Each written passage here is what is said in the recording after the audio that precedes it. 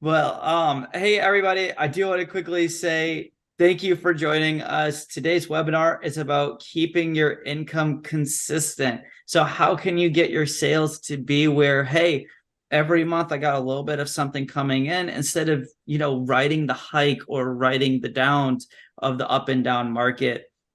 Now we have Dan, his last Rochon, name is Rokon. Rochon. Roshan, thank you. So Dan here has actually done a 10-step guide on how to keep your income consistent. And he's going to go over a little bit of that today. Him and Matt are really going to be guiding this discussion. Matt being somebody who has also been in real estate for the last 20 years. He is the owner of Shawami. So I would like to first, let's start with Matt. Matt, say hi to everybody. Hey everyone, thanks for coming on today. Dan, say hi to everybody. Let's talk about you. How's your day been? I've had the best day of my life, but I'm a little pissed off at you, Josh. I think you just called Matt and I old, some way or another. Like that's the way that that's what I heard in that introduction. Oh, years of experience. We don't say old, we say classic, right? Okay, all right, us classic dudes. Love it.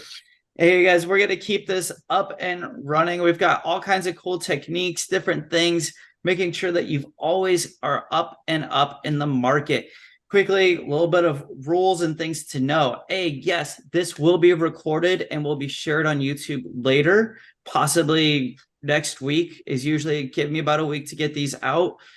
There is a lot of benefit to staying online. Part of that is you get to answer the questions, and on top of that, one of the things that we don't always do is keep the Q&As in the final edits, so you can miss out on some really big key elements that our guests and Matt will talk about throughout the session if you don't stick around for the whole thing.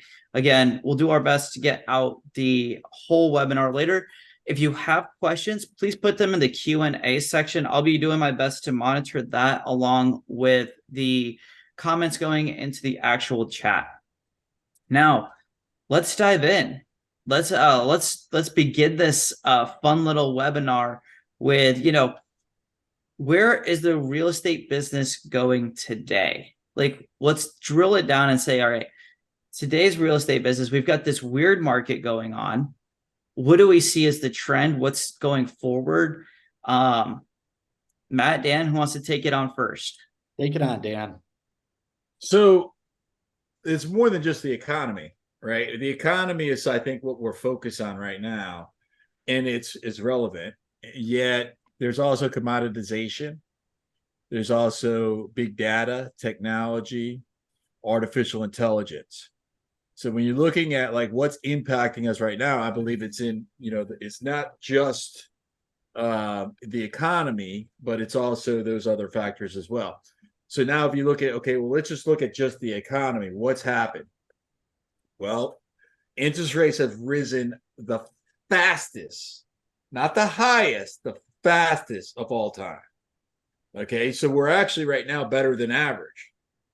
That there's a little bit of glimpse of like some hope on the other side of the clouds when you understand that, because what's impacting us right now is the speed of change. At some point, the consumers will, I believe, will get a little bit like, okay, this is just the new normal. When we're looking at the interest rates and the activity will start again. But in the short term, it's crushed us. And that's the reality of it. So you could sit there as an agent. You could say, well, that sucks. Boo hoo. I'm going to go drive an Uber, which is fine. Or you can understand what the reality of the marketplace is right now, which is whatever worked in the past, I got to triple it. And that's just I hope that doesn't discourage you. It's the reality. And the good news is once things get back to like a normalization, there's going to be so much opportunity because there's going to be a pent up supply and demand that's going to be hitting the marketplace in the future. I don't know how long that will be, 6 months, 18 months. I don't know. But at some point there will be almost a tsunami of business, I expect. I agree. Totally agree. Yeah, I think every market's different, right? So I'm in Southwest Florida, Sure. and we had a hurricane last year, and that totally upended our market because you have 10% of the homes basically unlivable or in different phases of reconstruction. So you've got that, plus you have all these people who have come in from out of town to fix these homes. So there goes your rental market, because everything that got rented, they jacked their prices up. So, I think whatever's going on in your local market, you have to be the expert and know, hey, these are who's buying. One of the statistics I also found the other day, very, very interesting, is 25% of the homes that are sold right now are cash buyers. So you're seeing a lot of cash that people are coming in and buying. So, if I'm wanting to sell homes, I'm going to want, like, who's got cash? That's who I'm going to be marketing to, right? Just to pick up some of those. But yeah, I think the market in general is still, the transactions are always being taking place.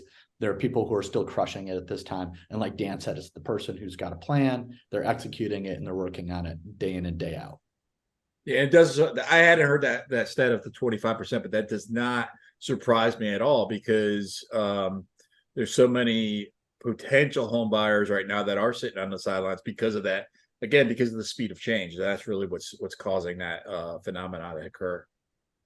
Yeah, and then you've got the way that business itself is changing, as Dan kind of alluded to right away, was data's changing. What data that you get is going to change, and over time, getting that data may be even harder than it is today. I believe that's something that we're seeing is more in the data trends, as you see Google, Facebook, all these companies, these larger organizations are starting to condense down and say, hey, you can't just target so and so person, or even something relatively close to them. We're seeing these new changes with the way that Google's saying, okay, hey, you got, we're going to pool people together. We're not going to use cookie data anymore. We're going to use this machine learning aspect and say, hey, we think that this person belongs in this group. It's no longer, hey, based off of ABC, we just think that they're going to belong here. And so now we're going to see that the spend that you do on your marketing is going to drastically change, because you're going to be paying more to get less leads, because you're just shooting almost in the dark because of the restriction on data. Yep. And that's the data side of things from like a digital marketing, but we're also seeing people go back to, hey, can we do mailers? Yep. And Well, I think at some point though, the big data, I mean, so when you're looking at that from like, so like for the local, like one agent, and what can one agent do? That's the way that the data's impacted them, right? But when you're looking at Zillow, okay, they've got the data of showing time. Okay, like we're talking like big data. Okay, it's why is Tesla so much more valuable than Ford? Tesla's more valuable than Ford is because of the data. Okay, because Tesla knows what time you go to 7-Eleven. Okay, they know what you get at 7-Eleven. They may not know that, but they know pretty much everything, right? So when you're looking at big data, that's the piece there that still hasn't yet really, really impacted our real estate market landscape yet, but it will. Yeah. You're looking at artificial intelligence. I've been sharing this for the last 5 years. And when I said 5 years ago, artificial intelligence, people are like, whatever. But when I say it today, it's still really, and the reality of it is it's just a tool for us right now. It's not our AI is not impacting our world yet. But when I say it now, because now you can actually see it in action, then the real estate agent's like, now you're listening. Okay, but what is that AI? What's the future of that? And what's the growth of that? At some point, there will be a mechanism that not only knows that your buyers and sellers are ready to buy and sell, but they know it before your buyers and sellers know it, based off of the activity that they're doing, based off the data that they're reading. And at that point, how does that impact our industry? Who knows? That plus all the lawsuits going on right now. There's so many different potential things that are just really transforming our industry right now. But the And bottom I line was of it going to is, dive into the lawsuits. That was giving me my next little, yeah. hit. I know Matt wants to definitely touch up on those, on how that's going to impact the industry. Well, I definitely do, but I know people, one of the things we marketed this was consistent, predictable income. So Yes. Dan, talk to me. What, like, are I'm assuming that a lot of the people are on here because they have the yo-yo, right? They have a couple of good months. They might sell 4 homes in April, maybe 1 in May, and then by June they've got nothing in their pipeline. What How do we help them? What would they need? What do they need to hear today? Yeah, well, first of all, the circumstance, what we were just talking about previously, that exists. Yep. Okay. But here's the reality of it. You can't do it a lot about that. If it's raining outside, I can bring my umbrella. Right. Okay. But I can't I can't change the fact that it's raining. So then it goes into the question that you're asking, Matt, is okay, so that is just what it is. So in spite of that, what do we do?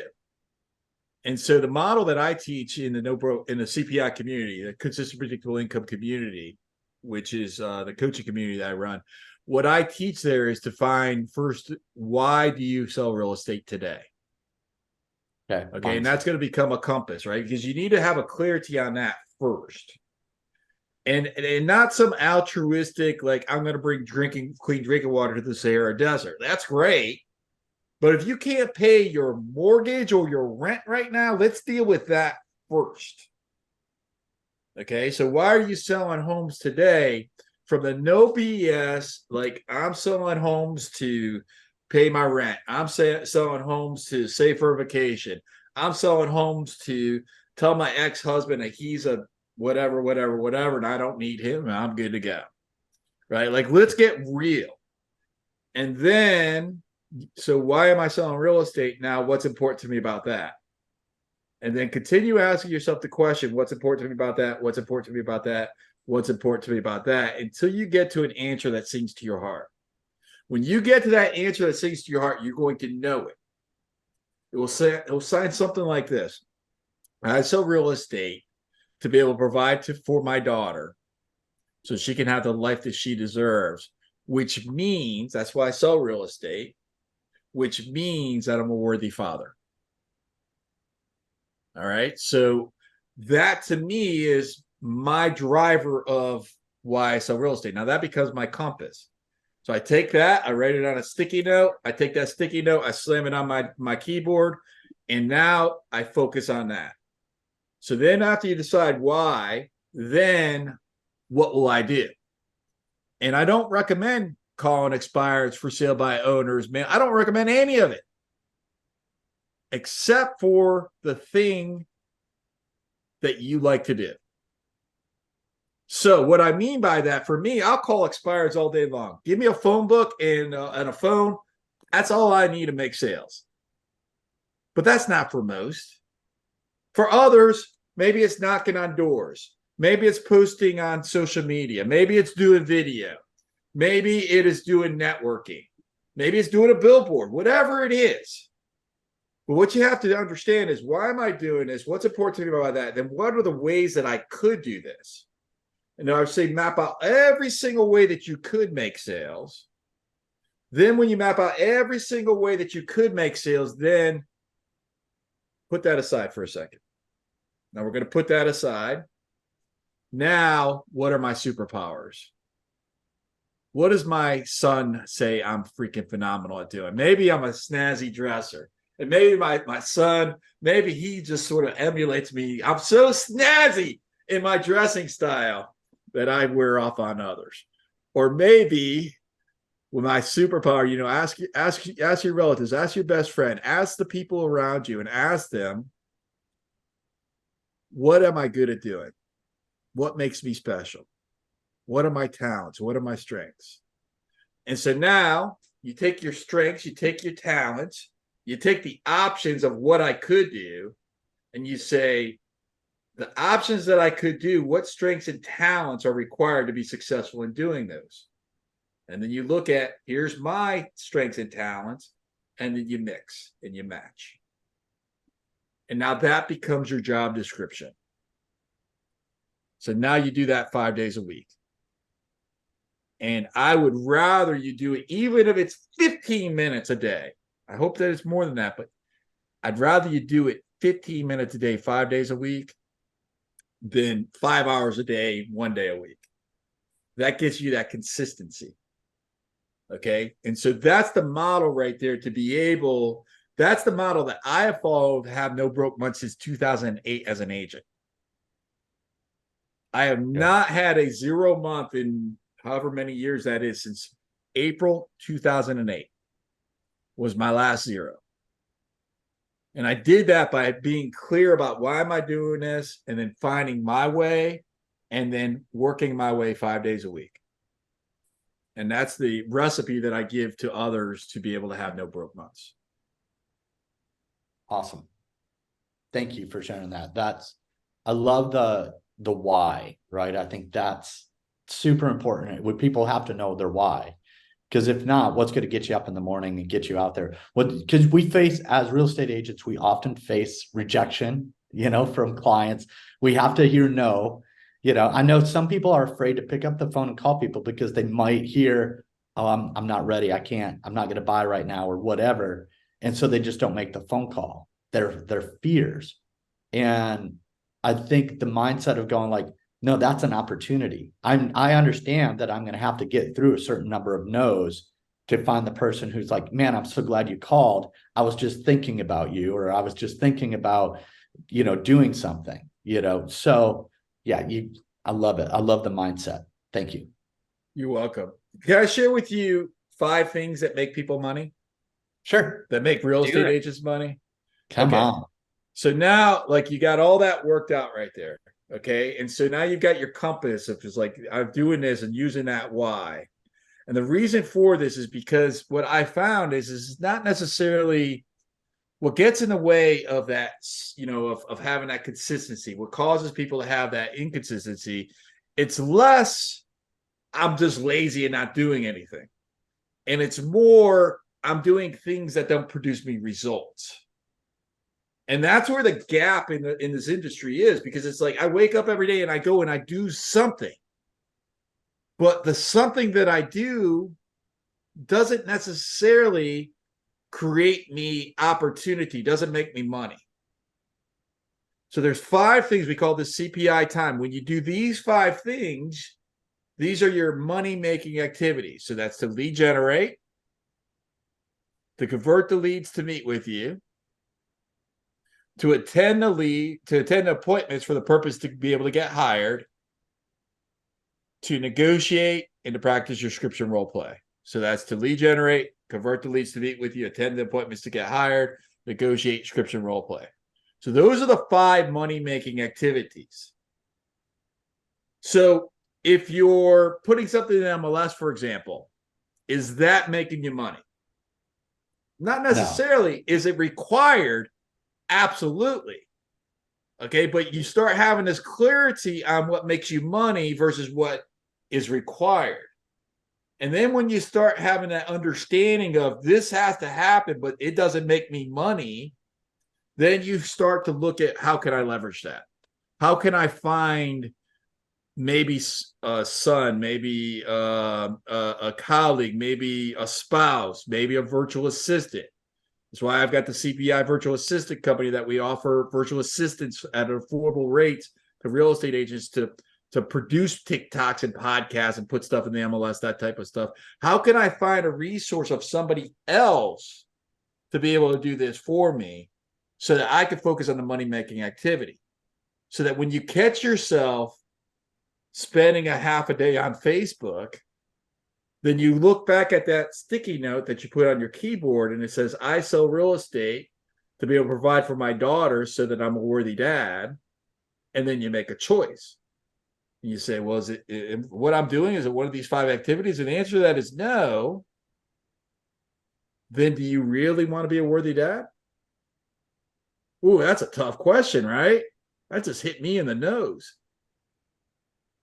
right? Like, so now you start having a clarity on tying the dots in between your actions versus your results. Yeah, that's key is do the things that bring you business.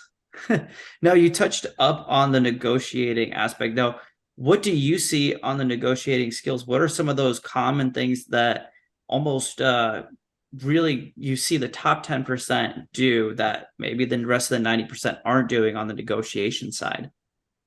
Well, first of all, knowing who you're negotiating with. I think that's a starting point. Um, Most negotiations are with your own client. Mm-hmm. Okay, most negotiations are helping your client get out of their own way.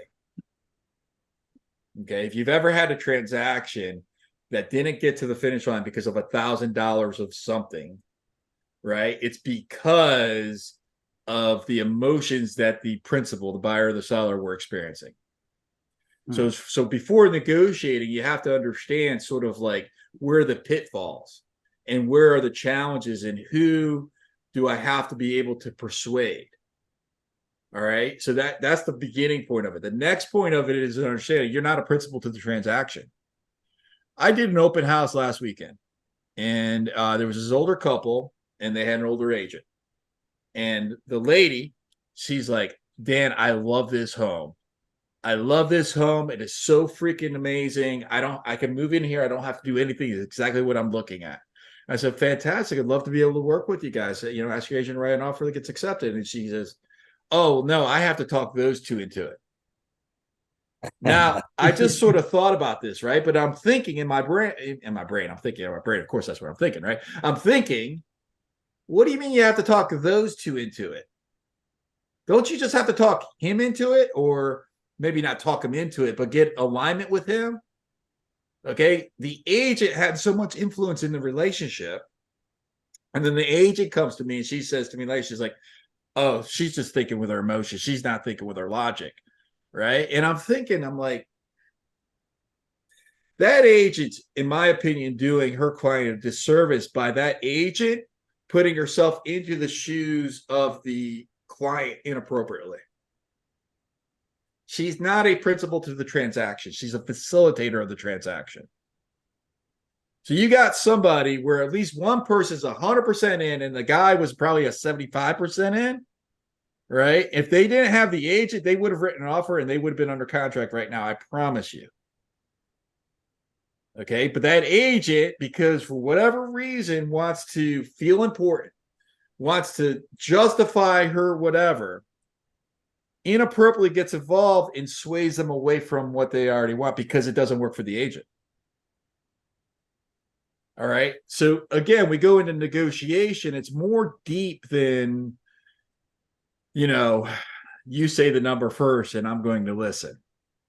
There's tactics in negotiation, right? It's if you say two numbers and let's say I'm on the buy side and you say 500 or 485, like I say, well, how much you want to sell this for? And you say, well, maybe 500, I don't know, maybe 485. I didn't hear that first, and I'm on the other side of the negotiation. I didn't hear that first number. Okay, so 485. All right. So can we do better than 485? Right now, that becomes the new set point. Right. So there's lots of techniques and tactics we talk about with negotiation, but I think ultimately, instead of going through like a nuance of all that, it's just understanding you're not a principal in the transaction. You have the opportunity to listen. You have the opportunity to not screw things up by getting yourself intimately involved into the transaction in a sense that you make it like as though if you're the principal, because you're not, you're the facilitator. So those are some tips that I would share in regards to negotiation. Matt, do you have any extra comments? Yeah, and I totally agree with that. I think half of it is just communicating, right? Like somebody calls you, call them back. Being proactive, like I'll be out showing properties and my client will have a question. What I'm going to do while I'm in between, if they're not riding with me, or even if they're riding with me, I'm going to call that agent and start asking the questions. Hey, they wanted to know about the hot tub. Is the hot tub going to be included?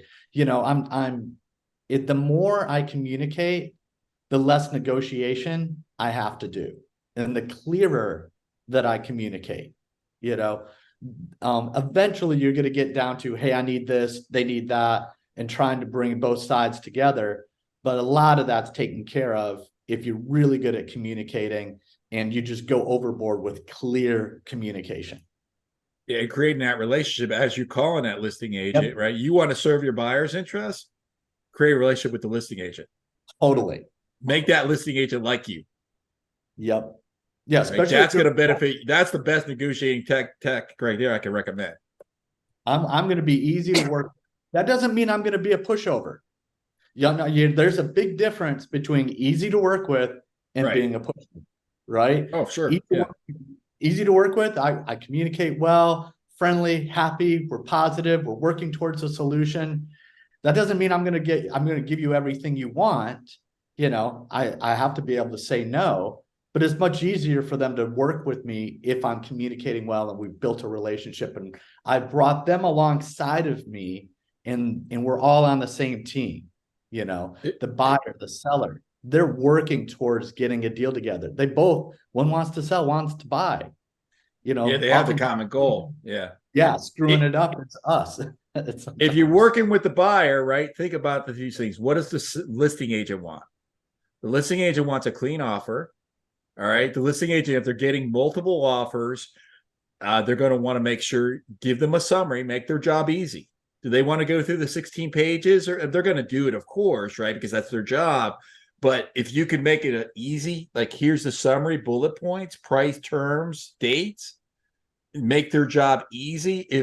If you're looking at the showing instructions in the MLS, rather than giving them a call, right? You talk about negotiation, like the best negotiation is just pay attention, go into the MLS, find the showing instructions and follow them, right? You want to annoy a listing agent, give them a call and make their job hard. Be like, hey, how do I show this home? You read the MLS, right? Yeah. And now they're annoyed with you. And then you're going to try to negotiate with that person later. Well, they're already annoyed with you. You've already done a disservice to your buyers, right? So these are the techniques that you could be able to, use the relationship. And just like what Matt says, you're doing this for the benefit of the buyer.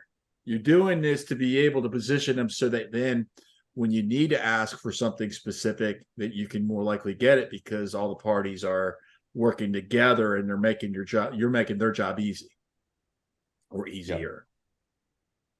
And I like how, Dan, you first started by literally telling a story of an agent that needed to get out of the way in the negotiation, right? The negotiation wasn't necessarily even involving the agent. It was the potential home buyer and the home. That was it. At the end of the day, those are the two things that actually mattered. That home buyer was like, all right, I'm ready to put this down. Then the agent stepped in and got in their own way. So sometimes as an agent, it's time to step out of the way. You have to realize that even if your buyers are looking to negotiate, you got to step aside and say, look, they want this house, and we're going to make sure that this thing happens.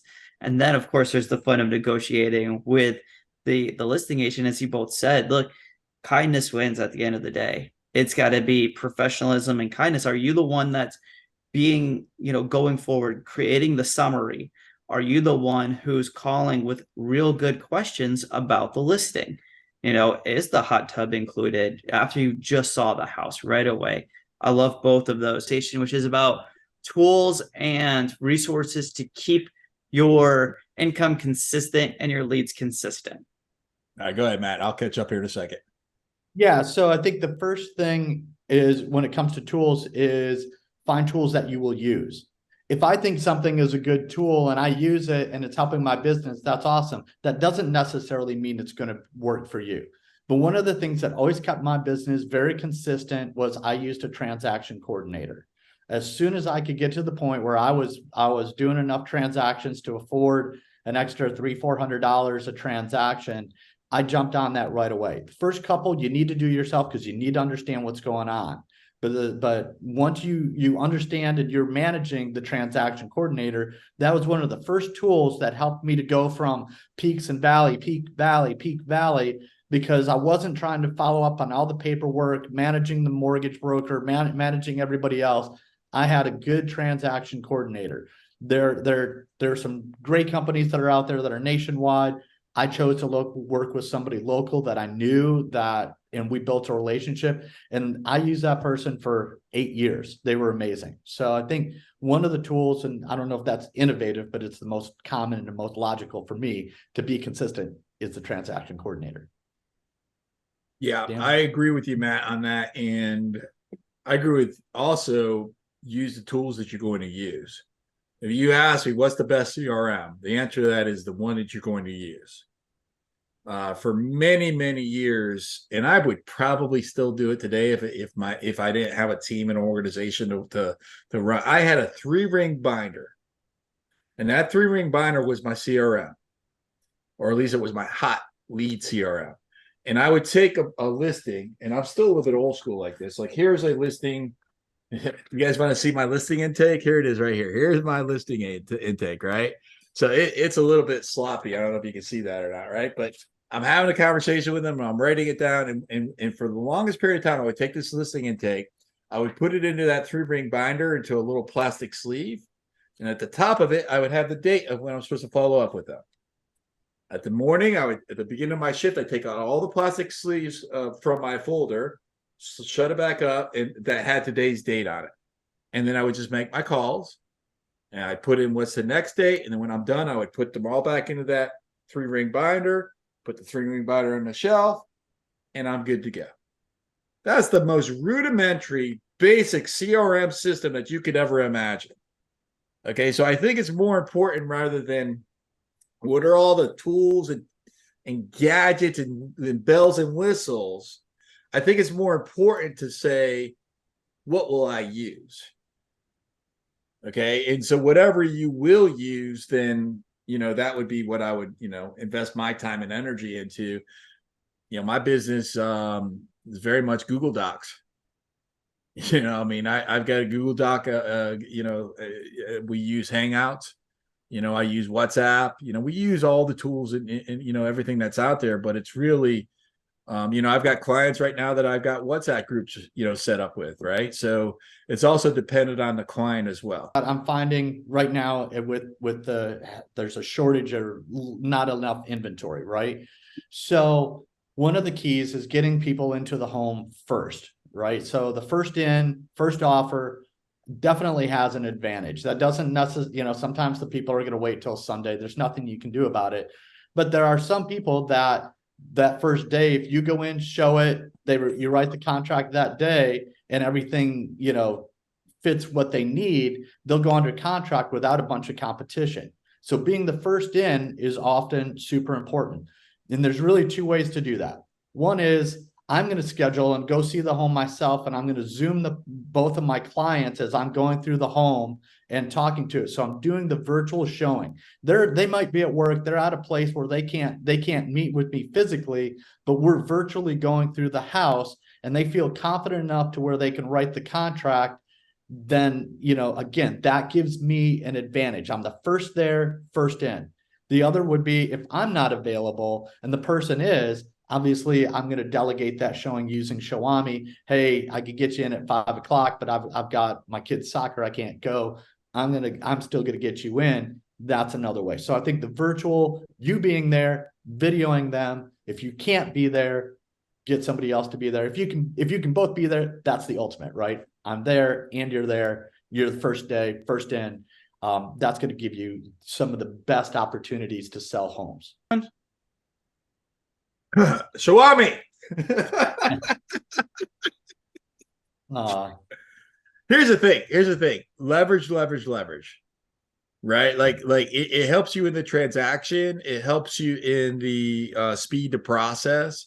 Everything is speed to process. It's not just speed to lead, but speed to process. Because Matt just set a goal. I hope you guys got and you really, really understood exactly this little key nugget that Matt just said, which is the chances of you getting your offer accepted dramatically increase when you're the first one submitting it. And when you understand that, You understand that every single moment throughout the transaction that goes by that you are short of writing an offer that gets accepted increases the chance dramatically that you're never going to write an offer that gets accepted with that client. Then you start to approach this with a very, very assertive approach, such that how can I get that buyer in there as quickly as possible? How can I be able to write the offer that gets accepted as quickly as possible? But before even that, I've got a buyer that I'm qualifying. How do I get them to meet with my lender as quickly as possible? Okay, how do I get them to meet with my lender? Here's a script for you. I've got a lender who specializes in X. They've got the best rates and terms available in the business. I wouldn't mind making an introduction to them. What is the X? Fill in the blank. First-time home buyer, veteran, move-up home buyer, less than perfect credit home buyer. So I've got a lender who specializes in helping veterans like you. He's got the best rates and terms in the business. I wouldn't mind introducing him to you. Why does that script work? Because what does the buyer want from a lender? They want the best rates and terms. So you tell them, I got that for you. And then pay attention to the script. I wouldn't mind introducing him to you. That's very, very different than can I please introduce you to them? Okay, one is coming from a place of you're doing me a favor. The other's coming from a place of I'm doing you a service. And so that's a script right there. And then you get your lender to be on the phone with them as quickly as possible. So you're looking at the entire speed of process. You get the lead, you get them on the phone as quickly as possible, the speed to lead. You get them on the phone with the lender as quickly as possible, speed to process. You do the qualification and you're looking for their motivation and their means. And then you're doing a video consultation. During that video consultation, I will show them some homes. Say, here's AB 123 Main Street. Here's 127 Main Street, et cetera, et cetera, et cetera. Then you go ahead and you set up your home showings. When you set up your home showings, you make sure that you're paying attention to the MLS information. You get them into the home as quickly as possible. If you're not available, you show me. If you are available, great. You can also do the video as well. And then you walk the buyers through the process to be able to write an offer that gets accepted. I'll often have that contract written if I think it's really something they're interested before I even go out there. And, because the software now, I can write a contract in 5-10 minutes. Sure. And editing it takes me 2 or 3 while I'm out there. I'm on my phone. I email it to them. We've already gone over the terms of the contract. They understand, they sign it. Like you could still be at the house, have them sign the contract, send it over, and you're on the phone with the agent. Hey, we're still at the house. By the way, I just sent you over an offer. I'm getting my mortgage person to give you a call right now just to let you know that these people are golden and you won't have any problems getting to closing with us. I'll talk to you later. That's the stuff that makes, we talk about value proposition, right? Value proposition of a real estate. And I think sometimes people think, oh, real estate, car salesman. No, if you're a professional and you've got your systems and you got your value proposition, you are helping people.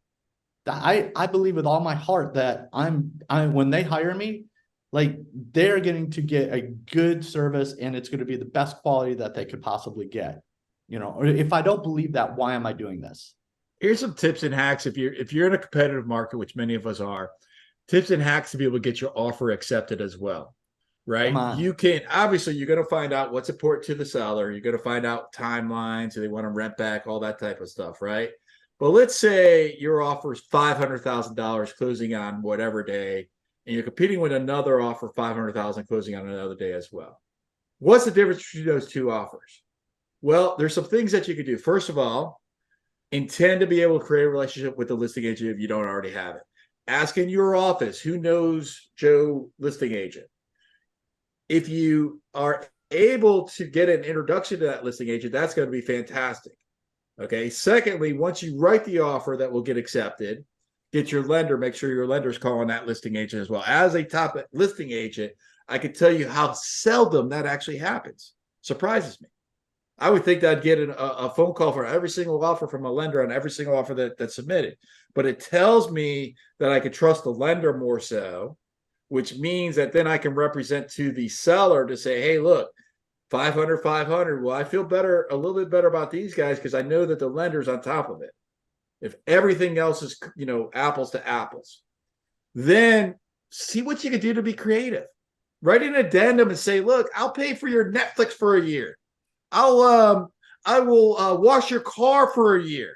I will let you can name your firstborn child after me. I don't care after you. We'll name them after you. Like just figure out like what can I do to differentiate myself from the competitors, right? What's a Netflix subscription cost? I don't know, but it's $500 a year. I don't know what it is. Whatever it is, offer it.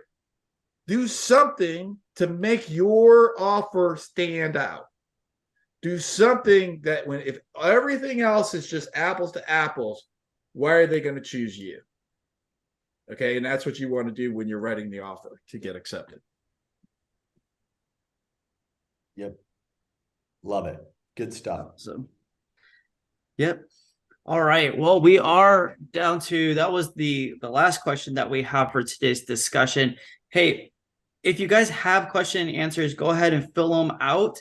This has been, again, this is one of the many Shawami webinars that we're doing. We want to continue to educate our sphere of agents, our community of agents. And we're so excited to have Dan's coaching actually being offered on Shawami in our Platinum. So if you've already subscribed to Platinum, you will have access to a couple free sessions from Dan himself. That's going to be all available there. Additionally, you can come back and watch this webinar later on YouTube. And on top of that, Dan, give us a quick 2-minute, a little bit more about your program. Tell us about it. Yes. So the consistent predictable income community, I started that in 2018. I had owned over other large brokers before then, and I sold the brokers. I wrote a book called Real Estate Evolution, which is the 10-step guide to consistent and predictable income. And somewhere along that journey, 2018, 19-ish, we opened up the consistent predictable income community. And the goal of that is to be able to help agents have no broke months. The way that we do that is every single month I do a listing class where I will show agents the exact steps that they can take to be able to, just like the students that I have, they're taking 2, 3, 4 listings every single month, and how they could do so without having to cold call or go bang on doors or please, please, please, please give me your business without having to beg. Okay. And if you're interested, you go to www.5daylistingchallenge.com to register for that. I'm sure you guys will have a link on the page. It will be even better. And so we offer that class on a monthly basis, a free class. Students come in and I will show you the exact steps of how to be able to take a listing. These tactics work in today's market. It's free training, and I invite your Shawami members to join us. Absolutely. Yeah, I will have that link ready to go. It'll be in the YouTube description of this video. So if you're watching this later, you'll have that access. And if you are following today, again, wait for the video to be released. You'll have access from there when we share it in our next email send next week. But other than that, this has been another really incredible session. I'm not seeing any questions today, which is totally cool. But in that case, thank you, Dan. God bless you. You're welcome. Thanks, Dan.